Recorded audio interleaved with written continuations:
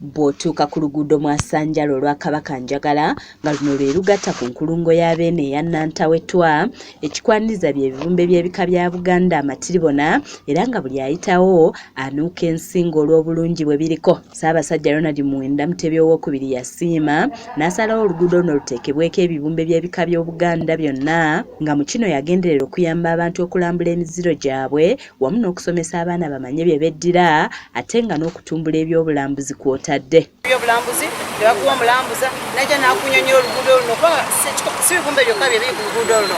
Kuliko n'ennyumba nnyingi nnyo ez'omuwendo, ennyumba eya Kisingiri kweri, eya Basima House kweri.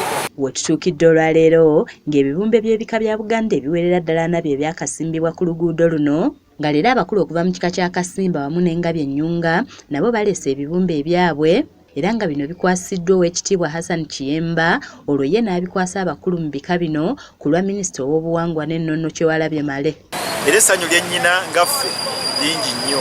Bwe babadde basimba ebibumbe bino, Oweekitiibwa Kiyemba akuutidde bannayuganda n'okusingira ddala Abaganda okwettanira ebyobulambuzi mu Buganda wamu n'eggwanga lyonna okutwaliza awamu basobole okumanya ensi yaabwe. Omulembe guno kati gwa .com gwa tekinologiya.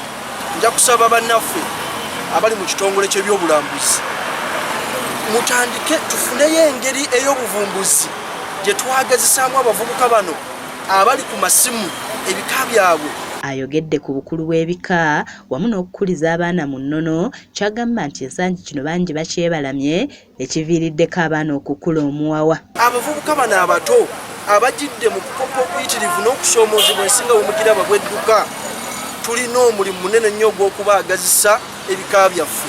Ye Minisita w'ebyemizannyo mu kika kya Kasimba Ssebucyu Isaac akuutidde abavubuka okwenyigira ennyo mu mirimu gy'ebika kuba bayigirayo okulungamizibwa nga bw'alambulula. Nsaba ke kaseera basobole okwekuba mu mutima badde mu bika byabwe. Obuwangwa kintu kikulu nnyo nnyo nnyo eri omuntu. N'abakungu ab'enjawulo nabo baliko bye balambuludde ku nsonga z'Obwakabaka n'okusingira ddala ebibumbe by'ebika era ne bakuutira ebyo ebika ebitannasaawo bibumbe byabyo nabyo okwerwanako kuba kya bulambuzi eri Obwakabaka. Nteekateeka ya kika kya waggulu nnyo era simanyi oba mu nsi yonna mu Africa, mu East Africa ne mu Uganda nga mulimu abalina enteekateeka efaanana bw'eti. N'olwekyo tuli bantu bakwenyumirizaamu. Ekibumbe kyekimu ku kiraga abazzukulu ekifaananyi ky'ensolo oba ekimera oba ekinyonyi kye babeddira bwe kiba kifaanana. So kibadde Kizza Peter yakusakidde eggulire lino ku lwa KSTV Agale.